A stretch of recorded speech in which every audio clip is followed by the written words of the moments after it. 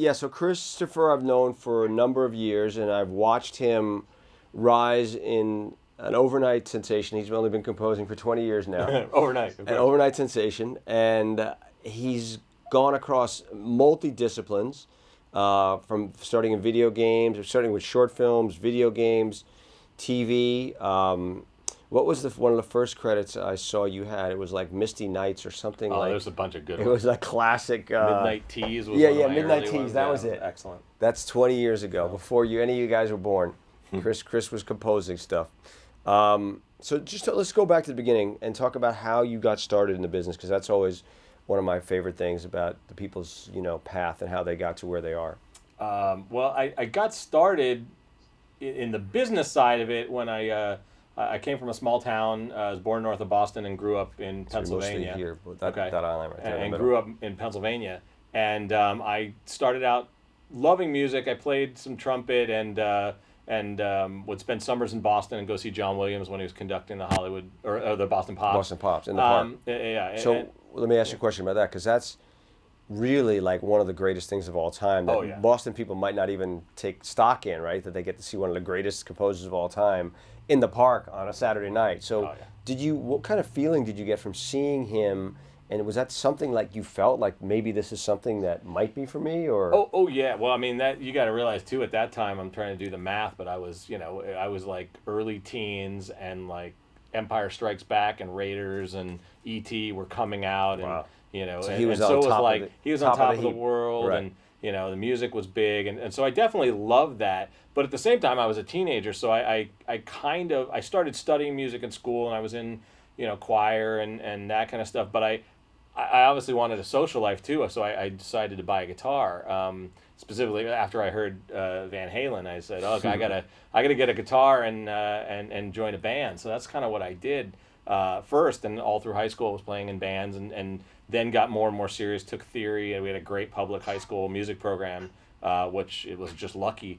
And then I knew I wanted to go somewhere big for school, and I came out and went to USC out here in LA, and about a year into it, I was originally playing guitar. I thought I was going to be, making records and that kind of stuff.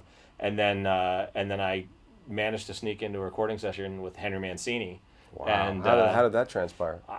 My comp professor at SC also was an alum, and when he was there, his roommate was this guy Ralph Grierson, who was probably the best, the number one studio pianist at the time. He played the E.T. Over the Moon thing. He did Edward Scissorhands.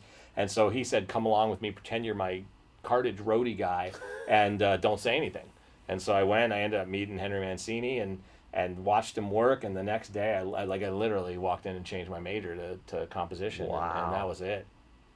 That's crazy. Yeah. And so the program at USC is a top shelf program, right? Yeah. Oh, so how tough was that for you to get through that and learn what you needed to learn to get to the next place?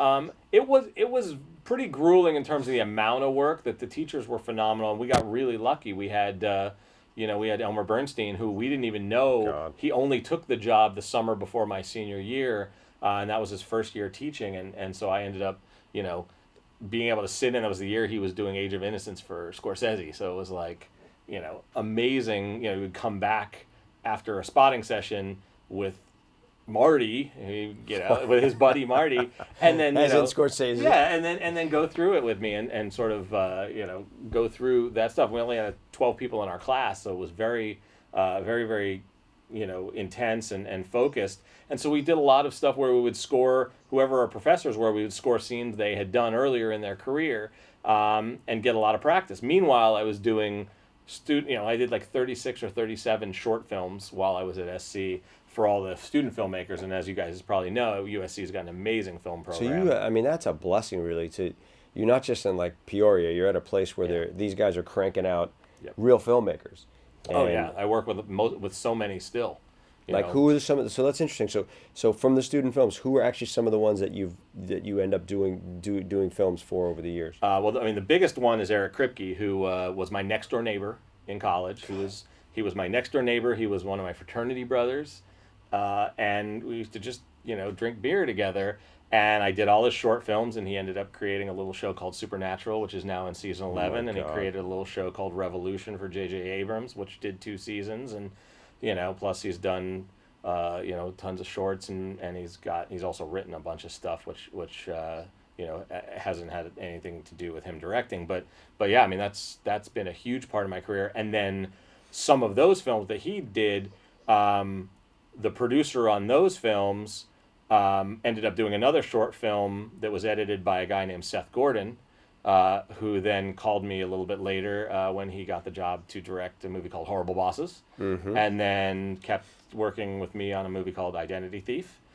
So that all kind of came out of all those shorts, and people I just did stuff for free in college. It was pretty amazing, but it was very lucky. We always talk about it, like if you guys are, for the people that compose music in the class, the idea of finding people that do short films or whatever visual medium they're working in, and you're providing music and give music away for free at the beginning, whatever it takes to get in their good graces and show what kind of skill level you have on the music side.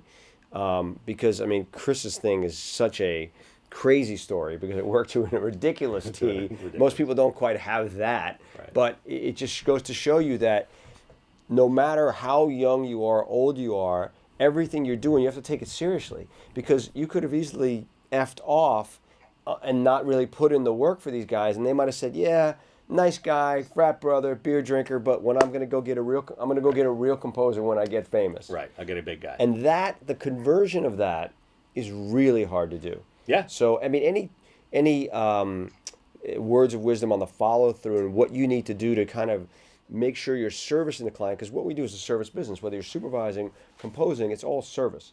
Talk about that process and working with directors and producers and how that political nature works.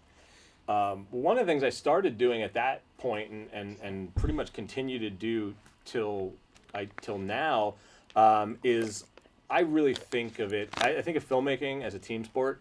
And I include the team is the composer and the director and the music supervisor and the DP and the writer and the editor. And for me, I always got in as early as I could. And then I really tried to become part of the team. And a lot of times that did mean working for free or whatever. But it also meant, when we would take Eric's movies to Sundance, we had a movie at Sundance and a movie at Slamdance, we all rented a condo together and we chipped in and we went up and became like a storytelling team. And I think that's one of the things that I would say has been the most important in my career is I've tried to not just be the guy who comes on at the last minute and just worries about music, because I want to be the guy who comes in early and gets the emotion of what somebody wants out of the music and out of me and my contribution. Tim Story is another great example. Tim directed Think Like a Man's and Ride Along 1 and 2. And Tim and I are now doing all this stuff together. We've become really close friends, and he was another SC grad. We didn't know each other when we were there, but one of the things that we clicked about at the very beginning is we started talking about all these movies we loved, and he grew up around the same era as I did, and he's a big Robert Zemeckis fan. He loved Back to the Future. And so we kind of became a team where it's not just about the music or just about the job. It's more about how do we hang out and tell a story together and put on a production. It's sort of the fun part of putting on a production, and that's something that I'm not sure everybody does it that way. But for me, it's been really great because I think it's coming from being in a band.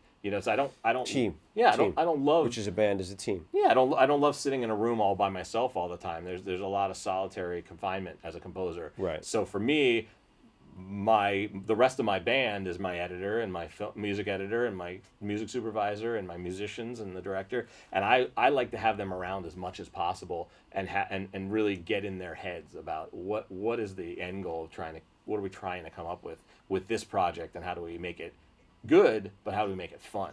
Right. So let's talk about language for a second, because I think that you're obviously a very personable guy, and that really helps you in this situation being part of a team. Some composers are more, ethereal and more in their own head, but you have that personality that helps you go to Sundance and hang with everybody and be part of a team. But Talk about sometimes for the language of what you need to translate to directors who may not be as musical as you, and most obviously are not because they're not trained musicians. Talk about that conversation that you have to have with them about describing music and when they're fighting for the right words. Yeah. How do you make it easier on them? Because I think that's a lot of it, isn't it? It's a lot of it. I've heard somebody, I don't even remember who it was, but somebody described it as you basically are, like you said, you're a translator. But instead of translating English to French, you're translating English to music, and drama to music. And it's the one thing, it's odd. I don't know what the American film program is like or that whatever, but even at USC, there is everyone who goes through the film program, they have to know how to be a DP. They have to know how to shoot a film. They have to know how to cut a film. They have to go through a writing program. They have to go through lighting and editing and all stuff. The only thing they don't do is music, which is weird. Which is actually great because otherwise I might be out of a job. But what is great about it, the good thing about it is it allows me to be really integral to a team. But the thing that's tough is I think it's the most nerve-wracking, it's probably the scariest part for a director because they're speaking in English and hoping that you get it right.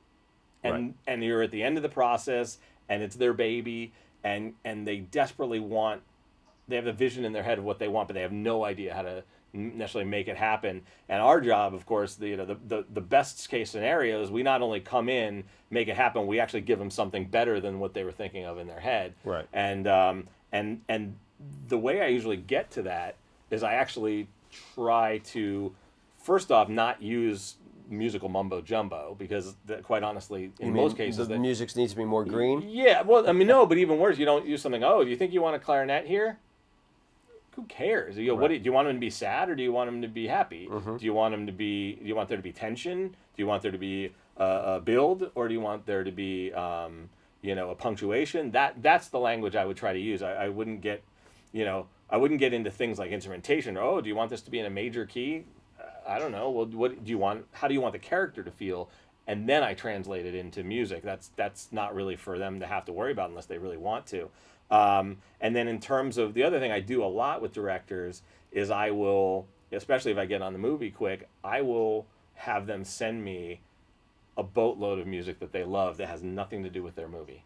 Just vibe, get their vibe. Just give me a huge folder of all of your favorite songs, and what you like about them. If you want to say, hey, you know what, I love the guitar sound in such and such, and I love whatever, and then I'll watch their movie, and then I mean, some of it may have no relation at all, but some of it informs, the way we go. Obviously, with somebody like Seth, who, when I saw Horrible Bosses, and the first thing he said, he's like, I don't know, it's got to be gritty, it's got to be, something feels more like a record, and we started talking. He's like, oh, well, my favorite bands are, Beastie Boys, Black Keys, I'm trying a couple others, and I was like, well, okay, so let's listen to some of that stuff, and we listened to it, and we said, okay, well, these things all have in common. They have, 70s electric pianos, they have Hammond organs, they've got drums that are being distorted, they've got, so you figure out real quick what blends all that stuff together, and then you're able to translate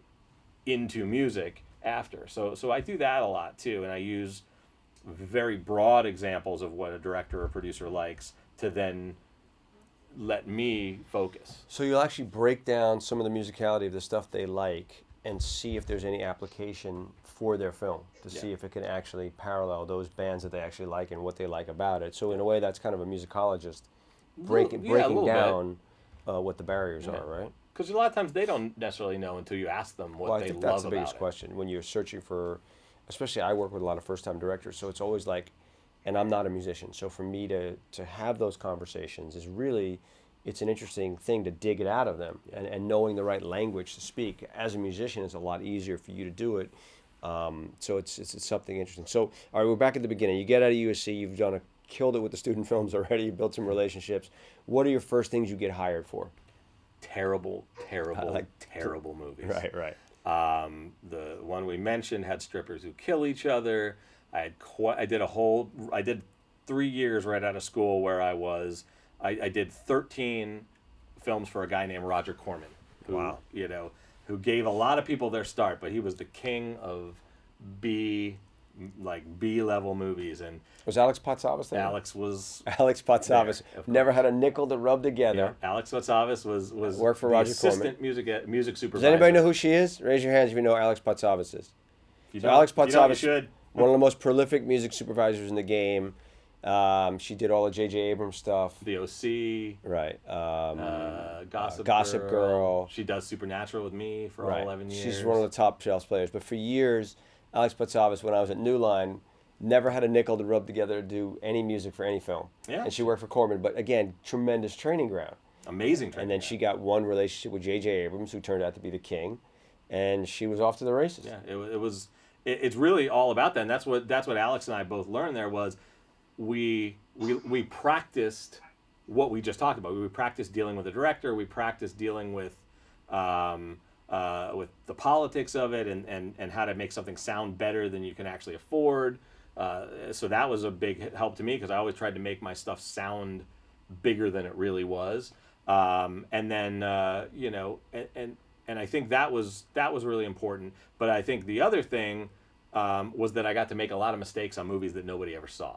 And did she give you the shot to work on those movies, or how did you get in there? I got in. Her boss was a guy named Paul DeFranco, who was the main music supervisor over there. Lovely guy. Gave me my first movie, and basically, it was this stripper movie, and he's like, oh, let's get a bunch of stuff we own and get a music editor to cut a score together because we don't have any money. And I said, well, I've been doing student films for free. Why don't I just do it for nothing? And so I ended up getting like $500 and did the whole feature. And wow. And that led to like 13 more of those in the next 3 years. And they were either horror stuff or they were the remake of Piranha back then was one that I did. So I did a lot of that stuff, and I just practiced like crazy, and I managed to start getting slightly, I spent money on the players, and I started making it sound a little bit better. And then meanwhile, the other thing that was going on at the same time is I basically was working 2 jobs. I would do, during the day, I actually got a job for Basil Polidorus as his assistant. Well, that was my other question. So you went to work for a real composer. Yeah, a big composer. And talk about what Basil's credits are. And he was, for years, one of the tops in the heap. Yeah, Basil was a guy that I met right out of school. He was also an SC alum, and he was one of my heroes. He had done perhaps one of the great scores of all time, which was Conan the Barbarian.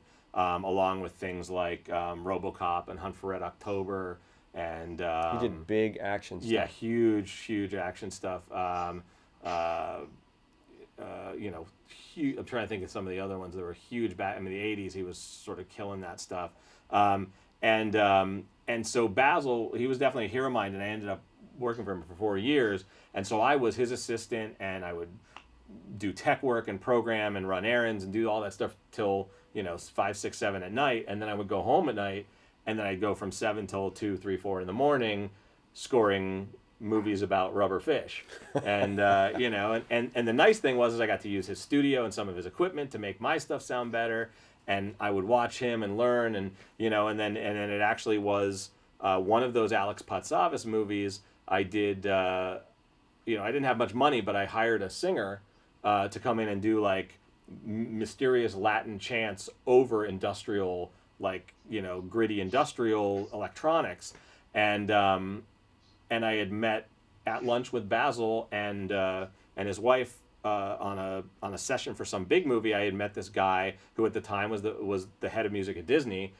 and he had said, oh, well, send me your music like everybody does, and I sent him this piece that I had written for Alex on no money for this movie that nobody saw. And he said he really liked it, and then about a year later, I hadn't heard from him at all. A year later, I found out he got fired from Disney. He ended up being the head of music at Warner Brothers Television, and he calls me up. He's like, you're not going to believe this. They have this show, and I've been sending them stacks of CDs. Nothing's worked. I sent him that track you sent me, and they tempted in 5 places in the pilot, and they want to meet you tomorrow.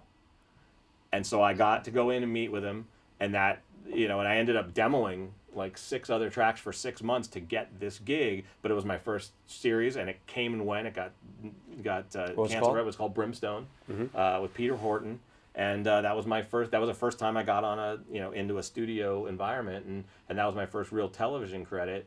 And that was sort of where I went from being scoring movies that nobody has heard of and being just an assistant, both to Basil and then to Michael Kamen after that.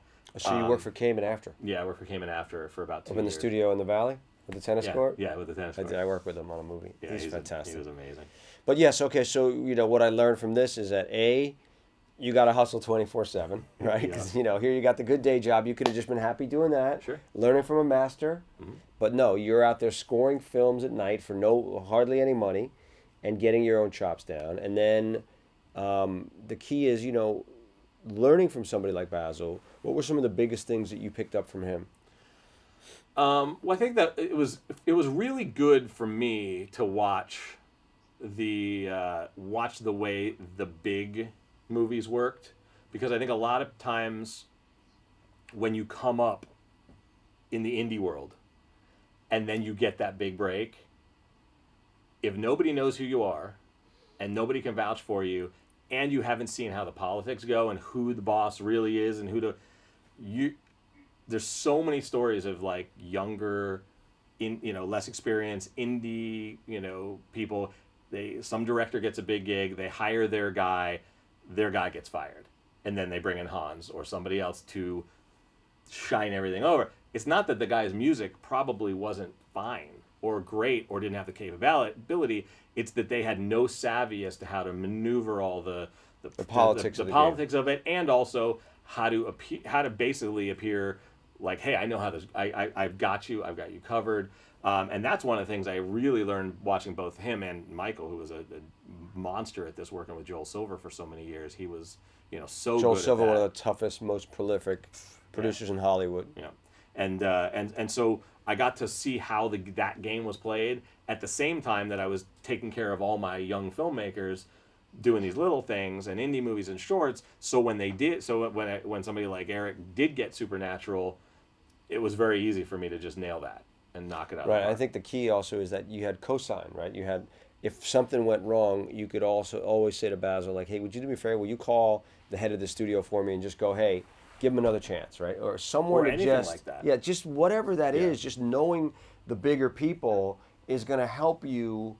If you're just a little guy on your own, right, it's very hard to do all that, So the more relationships you have with big people, and the more you've ingratiated yourself and done great work for them, the better you are. Yeah, and I think the other thing too, and I besides doing the Corman movies, and I did an internship at Corman before that, but I really made a big point early in my career to go to all these film festivals. I'm pretty sure I met you at Sundance, if I'm not mistaken.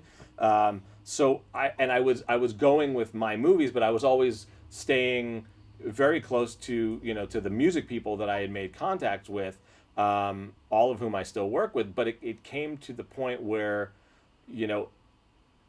there was always somebody that knew whoever was thinking about offering me a job that could vouch for me. Right. And whether that was, they're looking for somebody here. Okay, well, that's, who's best friends with them? Don Solaire's best friend. Well, that's great because Don loves me. So right. And there was always somebody who could go in and say, oh, you know what? That's a great idea. 6 degrees of hooking me up. Yeah, and so and just backing you up. Sure. And if you don't have the goods, you're gonna not. That's not gonna last long. But right. if you can make sure everybody looks good, right. It'll be fine. But I really made a concerted effort early on to meet a lot of these folks, and it turned out the great part was they were all really great people who became close friends. Yeah, it's a good tight-knit community. Yeah, and I think especially. I'm not. What are these guys studying mostly? Is it mostly as a business side? Yeah, or? I mean it's a mix of some entertainment and some business. Okay. Well, yeah. I mean, I think that's the thing that if we relate everything back to that, entertainment industry is a weird spot because it's definitely a business, but it's much more because it's creative and it's social and it's and there's a little bit of pixie dust everywhere. You know what I mean? There's a different attitude, I think, with a lot of folks that want to live the dream and have fun and create something. They want to make ET. They want to do, they want to take people on that ride of, whether it be thriller or a love story or whatever. And so I think the more that, regardless of whether you're going to be a supervisor or an agent or a writer or a composer or whatever, I think no matter what, if you really love that process, if you love the whole storytelling process, then they go hand in hand. I don't know if you can just be great at writing music and be a successful. I think you'd be a composer. You probably write great music. You probably might be able to write stuff for a concert hall or make records, for classical. I don't know, but to really be a successful film and television composer, I think you really have to buy in and enjoy and live that idea of creativity and sort of magic that we do. So so now you've done films, and now you've done TV. How do you get to the video game lane? Where does that come from? Because that's a totally different animal. It's a different animal, but it came from the exact same place, which is, so I had done a small but beautiful Americana miniseries called America, that was on the Hallmark Channel. But we had gone and done it with a big live orchestra and had big sort of classic themes in it. And my agents at the time knew about that, and some of my very close friends at the time knew about that. And one of my closest friends was this woman who, when I was Basil's assistant working in the studio and plugging in the cables and everything, she was the one who was doing his schedule and answering his phones. And that was a person named Julia Michaels, which is... who Julia Michaels is? So Julia Michaels, who is now a humongous music supervisor, but who was also in-house at 20th Century Fox and MGM. So we started together at Basil's, both at $10 an hour, running errands. Wow. And we kept in touch. And so Julia had moved from Basil's to a couple of places and ended up working at, I believe, Columbia Soundtracks. No, Capitol. Or Capitol Soundtracks. Yeah. And she had been there working in the soundtrack department, and someone who she had worked with there had left there to take over the music department at EA, named Steve Schnurr, who now is still the music head at Electronic Arts. And so Steve literally just picked up the phone and said, you know what, there's a contract dispute with our composer on Medal of Honor, Mike Giacchino, and he's following his producers to Activision, and he can't work for us anymore. We need somebody to take over this Steven Spielberg game series. We need somebody who can do kind of big John Williams-y thematic stuff, and we can't afford John or somebody at that level. Who do you have? And Julia just called me and said, you got to send him music right now, and you should go meet him tomorrow. And and I had the job. Wow. Yeah. Yeah, Steve takes pride. I was on a panel with him for the Guild of Supervisors event we had, and he takes pride about hiring first-time, video game composers who end up blowing up, like Chris Lennertz. So, so you did Medal of Honor, right? It's a monster title. Monster game. And how does that change your game, and what was the process like of creating that music different than the film and TV? Well, it first of all, it was amazing, and that was sort of the first time I had a really big budget to do live orchestra. We did the first Medal of Honor here. We did the second one in London at Air with orchestra, choir, amazing. Air, by the way, is George Martin's studio, right? In London, who did produced a little band called the Beatles. You might have heard of them. Yeah, they're okay. Yeah. And so anyway, so this series allowed me to write really, really phenomenal music at a high production value with way more, budget than I'd ever had before. And video games in general like bigger music and big melodies and big themes because there's not as much dialogue. You don't have to worry about that nearly as much. You don't have to stay away from things, and you can be really musical in your motions because things don't hit the way they do in film. They don't you don't have to cut melodies short.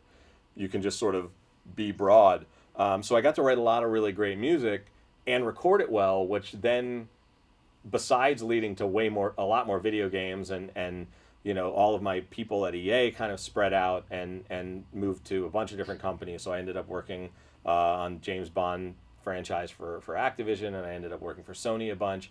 And meanwhile, I kept doing all these big action things with huge orchestras. And the great part is that all was really good demo material back in the film world. So I think some of my music from Medal of Honor is what actually got me this job on a movie called The Comebacks, which was for Fox. It was my first. Was that your first studio My film? first studio theatrical film, and it was a humongous flop. Humongous flop.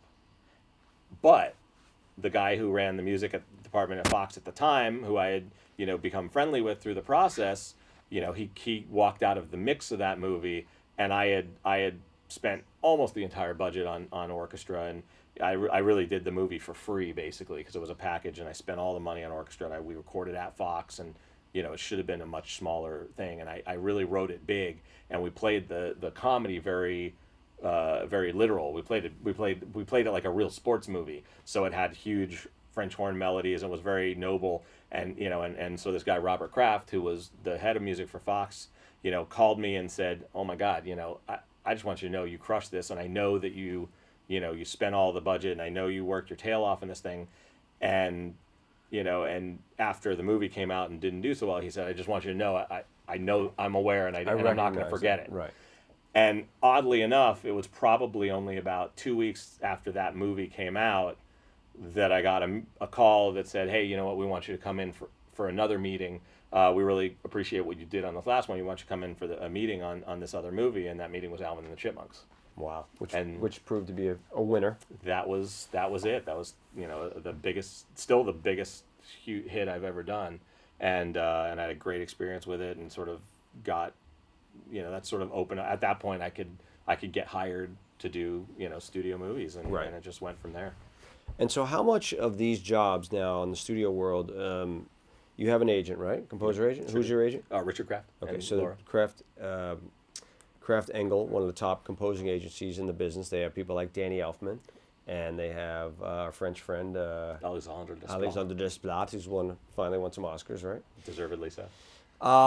And then you also have a manager, Dave Jordan, right? Who we did a piece with JoJo and at Format, and we talked about the talented stuff that Format does. So how do you work with both the manager and the agent, and what responsibilities do they have to help you go to that next level? Well, I think that it for me, not everybody has both. I've been lucky to have both. I had both for quite a while now.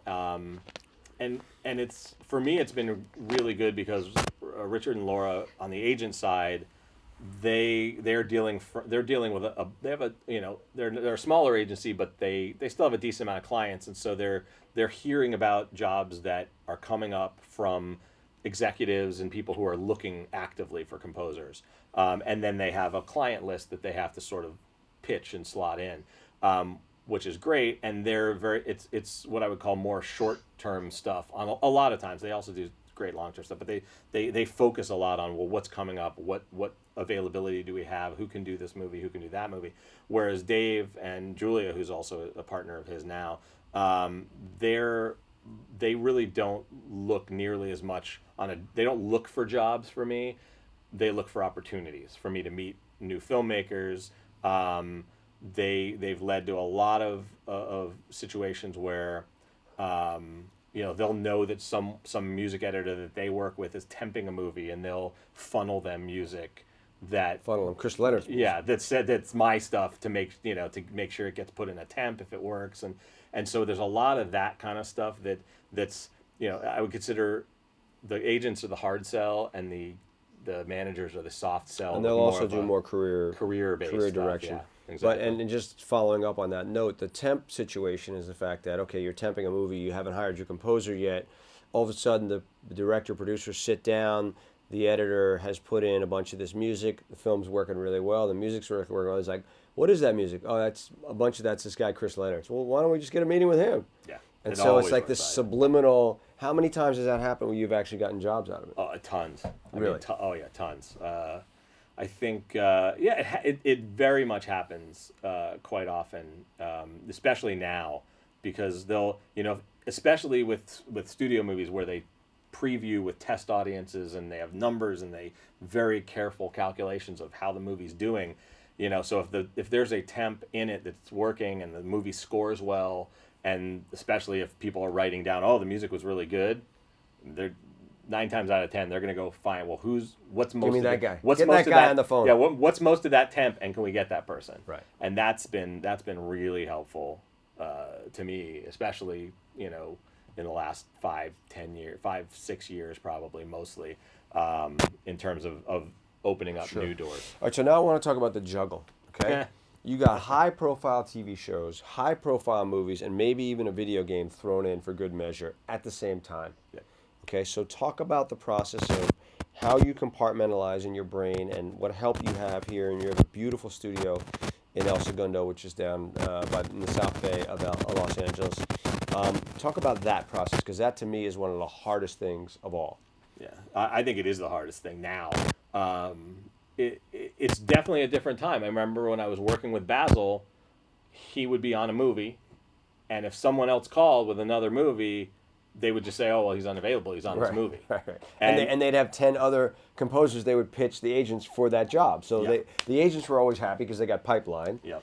But composers would be like, "Yeah, I can't do it." Yeah. But now today, you don't really turn down work. Well, it's just it sort of was. It's probably bloomed with Hans and Hans Zimmer and that whole crew over there, where they started realizing that, especially if they have relationships with a director, that they need to service their director regardless of schedule. You don't let that director walk away to another composer. So what he's referring to is who in the class brought up that one of their favorite uses of music was from Pirates of the Caribbean? Raise your hand if you're here. There's one. Okay, so that was referenced that Hans worked with another composer, and I explained to them the Media Ventures model, which you could explain a little bit better, because I think it's really it's kind of a game changer in the sense of So talk about their model for a second, then we'll dive back in. Yeah. So basically, what started happening is that especially big producers and directors like guys like Michael Bay and Ron Howard, Jerry Bruckheimer, they kept coming back to Hans and saying, "You know what? I need you for this. I need you for that." And eventually it just got to the point where it was like, I can't do all this. Right.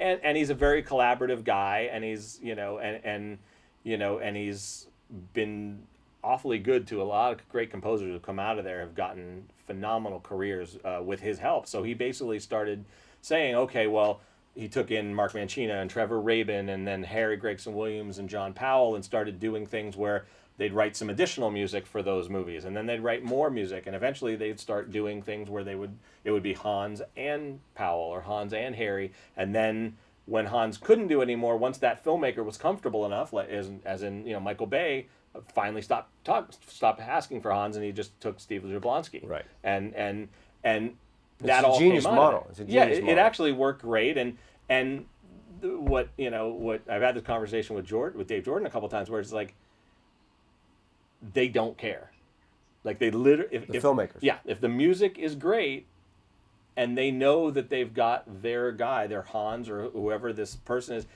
that's what they want. They want to talk to you, know that they trust you, and know that you're going to give them what they need on time and when it happens. Sure. And that's worked and changed the game for everything. And at the same time that all this has been going on, schedules, because of this equipment and because of the way films are edited now, are, when Elmer Bernstein was doing a movie, he would have 9 months.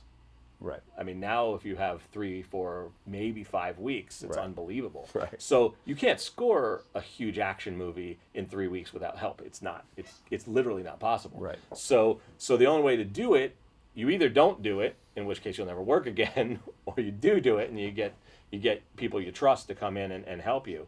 And I think, I think that's been the game changer. And I don't, I won't lie. I think I'm not particularly fond of juggling a billion things, and every once in a while there's a perfect storm, like there's coming. That it gets to the point where, wow, there's so many balls in the air. 3 shows and a movie and a game, and that you kind of just have to be very, you really have to keep juggling in a way where none of them drop. And I've gotten good at it, and I've got an amazing who have you hired team here to help you? So I've got 2 people in-house, Alex and Dara, who work in specifically just musical capacities of editing, programming, arranging cues, Alex writes some additional music on some of the TV shows, and has written some for some of the films based on themes I've done. And then I've got a couple people who, when we need overflow, who I can get to that aren't in the studio, to help with that.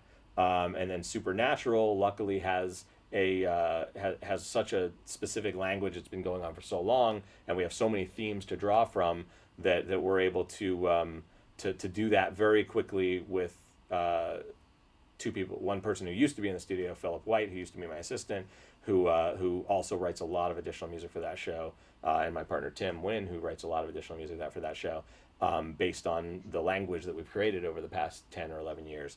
And that's how we keep it all going. And we, like I said, we've gotten really good at it, but I also I yearn for the days of when it was just one at a time. And I think depending on the movie and the time period, I would love the opportunity every once in a while to do that again. But I think those days are kind of over in most cases. And as I was saying, Dave and I talk. There's really no bad or good about it. It just is. Mm-hmm. Because at the same time, you can't say that there's not. If you look at something like something like How to Train Your Dragon from John Powell, or you look at a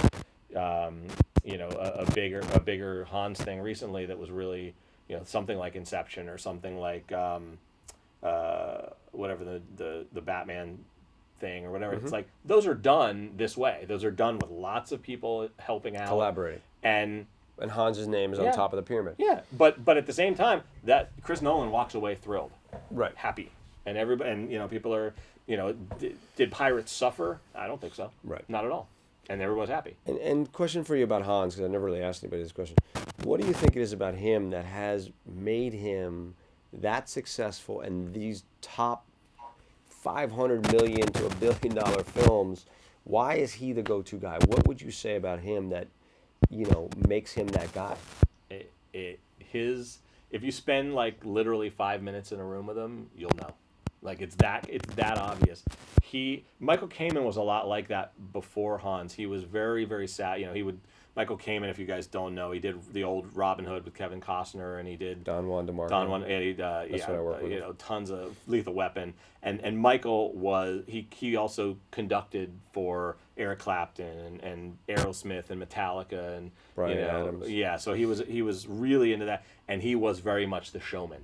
Yes. And Hans has taken that a whole nother step further, where the way he deals with his collaborators, his filmmakers, his directors and producers, he's a therapist, he's a cheerleader, he's a partner, and it's in such a fun way and such a savvy, charming way that like any filmmaker who meets him just feels like he'll be all taken care of. Everything he or she will be all set, and it's just he's really spectacular at it, and he's got a special thing. He's got an amazing just personality and way about him that just, everyone just wants to work with him. Right. It's pretty amazing. It really is. And so let's talk about stuff you're doing today, like right now. I know you're doing this movie Sausage Factory, right? Sausage Party. Sausage Party. Sausage Party. So tell them who's in that movie. Oh, there's not much of a cast. Go ahead. Yeah. So that one's coming out next summer, but that one's I'm actually co-scoring that with Alan Menken, which is pretty fun. How'd you work with him before? So Gallivant. We do that show together, and so I've been working with Alan for about 2 years. And Alan Menken was the Disney go-to guy for written Little some Mermaid, of the greatest. Aladdin, you name it. Yeah. And so so Alan wrote the big song opening that comes back a couple times in the film, and then he and I will be doing the score together, and it's animated, but it's a very hard R animated, and it's Seth Rogen and Kristen Wiig and Ed Norton and Danny McBride and Selma Hayek as a lesbian taco, and all. I mean, it's just like it's out there, right? Yeah, it's awesome, and it's very raunchy. So what type of music are you guys serving up for the lesbian tacos type scenes? That particular scene, I don't know, but the music for that, it's supposed to be parodying the sort of Pixar thing. Okay. In a way, so it's probably going to be a mixture of sort of over the top orchestral stuff in terms of being very, very big, shiny animated, but then with little nods comedically to the fact that it's a little rough around the edges. I would think. So that one's big, and then Mr. Knobloch and I are doing a movie called The Boss right now, which is Melissa McCarthy's new one. Is that with her husband directing? Yeah. Ben, her husband, and is directing. How's that whole process been so far? Fantastic. He's amazing. Yeah. And this is my first time working with Ben, and he's amazing. She's amazing, and we're scoring in about 3 weeks. And so that's 2 movies at once. Yep. Well, I haven't really started Sausage Party until later. Ride Along 2 is out. Ride Along 2 is done, and it's coming out in January. And then we're in the middle of season 11 on Supernatural, and then we're just getting started on Agent Carter and Gallivant for mid-season. 3 TV shows. Yep. 3 movies. And only 2. Are you doing any video games now? One video game. Yeah. Wow. But the video games tired just thinking about it. Video games are very stressed out. 2 little girls, one who broke her toe today in the playground, about an hour and a half, and he had to rush back here, and he made it right in time for class. But he also has an awesome wife who's worked in the business, so she understands the pain and suffering of it all, so we're saying. So I'm going to take some questions now. Seth wants to know, when composing for comedies, do you find that you have to write around dialogue more often to punctuate jokes and leave more room for conversation? Absolutely.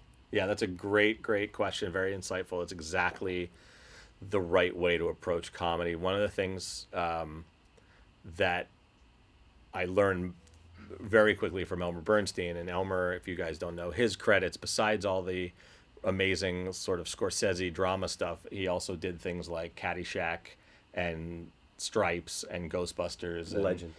Amazing comedy stuff. And what he did so well was he timed everything perfectly to lead up to a joke, and then he'd stop, and then the joke would hit, and then he'd nail it right afterwards with something that just really punctuated it. And he would dip around big jokes and do things like that. Are those considered stings? How do you describe it's more breaths. When you punctuate a joke? It's like a pause and then a punctuation. TV is more stings. TV is more stings. With Elmer's, he would sort of play it like. He'd play it like a real score, not a real score, but he'd play it like a serious score, and then he'd just dip out for a joke. So in something like Animal House, he'd play it like a college marching band or a college alma mater, and then stop right when Belushi squeezes, the potatoes out of his mouth, and then he'd come back in right after with something very scholastic. You know what I mean? Just to kind of hit it. But it was always about timing. And that's one of the things I've done, like 5 movies with Kevin Hart in the last couple of years, and he talks like fast and loud all the time. And so that's one of the things I've really noticed is I've just got to duck in and out. I'm like bobbing and weaving around Kevin, and it has a lot to do with where you pause and where you get out of the way as much as where the music is where it isn't.